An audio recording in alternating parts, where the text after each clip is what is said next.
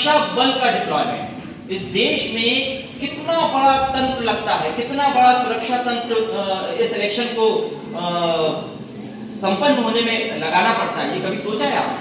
अगर एक साथ इलेक्शन हो जाएंगे तो ये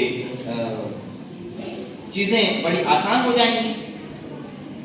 एक आशंका ये जताई जा रही है कि जो क्षेत्रीय मुद्दे हैं वो कमजोर पड़ जाएंगे, क्योंकि एक साथ चुनाव हो जाएगा तो जो राष्ट्र का मुद्दा होगा वही राष्ट्र का मुद्दा राज्यों के चुनाव पर भी आगे हो जाएगा। ये विपक्षी दलों ने आशंका जताई है, लेकिन हम आपको यही आश्वस्त कराने आए हैं कि ऐसा नहीं होता है।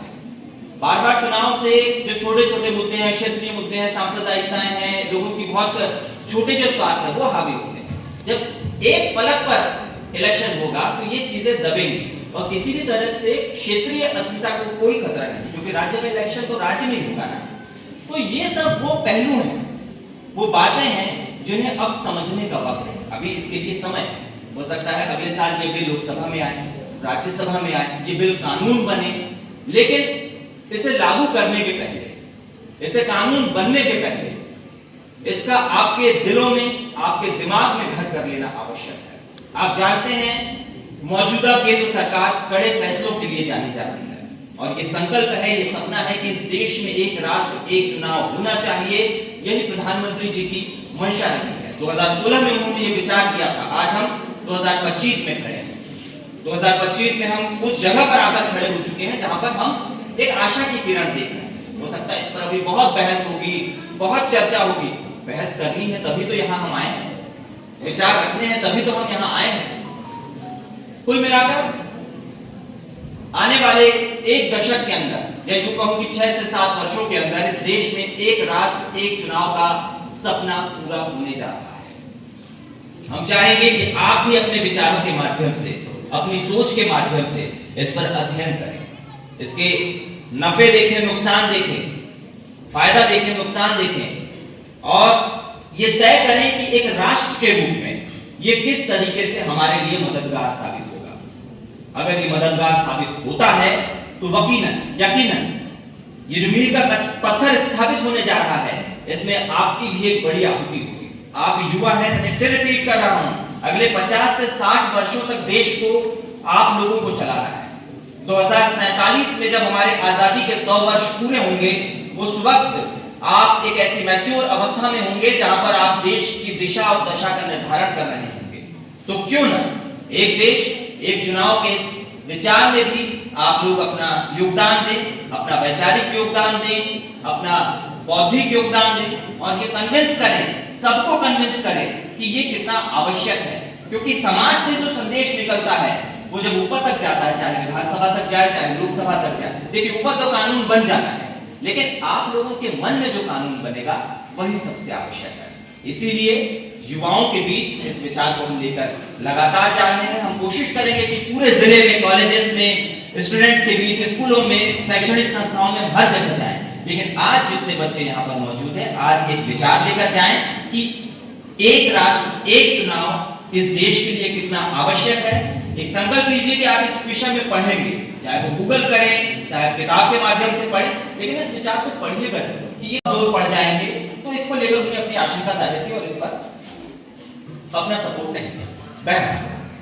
हम आगे बढ़ते हैं, बात आगे बढ़ती चली गई। इसके बाद इस विचार को मंत्रिपरिषद में लाया गया, मंत्रिपरिषद ने इसको आगे बढ़ाया और दिसंबर 2024 में संसद के शीतकालीन सत्र में लोकसभा में वन नेशन वन इलेक्शन का बिल लाया गया।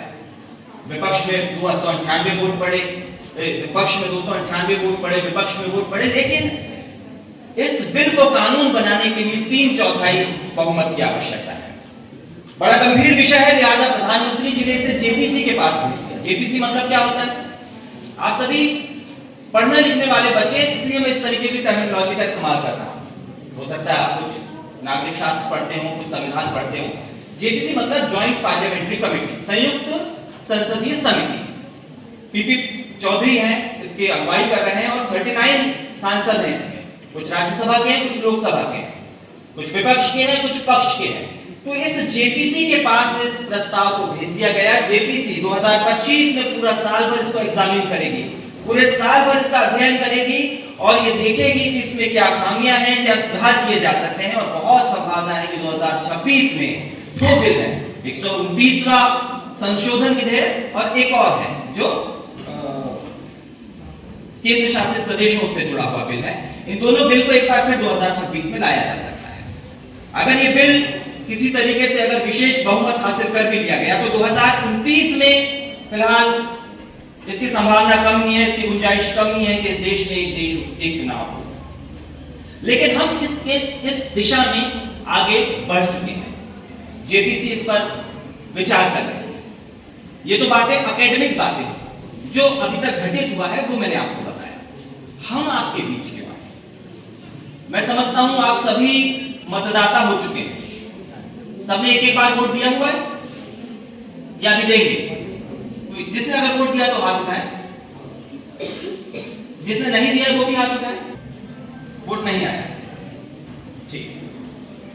आप लोगों के बीच आने का मकसद ये है कि देश, यानी इस देश में जितने राज्य, उस समय 22 राज्य थे, तो 22 राज्यों के चुनाव और लोकसभा के चुनाव सब एक साथ हुए। 1957 में भी ऐसा ही हुआ, 1962 में भी ऐसा ही हुआ।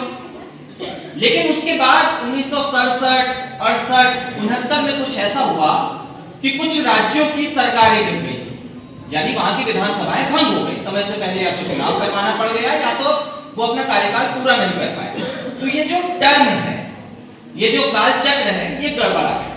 और लोकसभा के चुनाव फिर 1971 में हुए, फिर देश में आपातकाल आया तो 1977 तक वो चुनाव खिंच गए, यानी पूरा साइकिल डिस्टर्ब हो गया। अब कुछ राज्यों के चुनाव कभी होते हैं, आम चुनाव कभी होते हैं। अभी हमने देखा कि बिहार का इलेक्शन हुआ।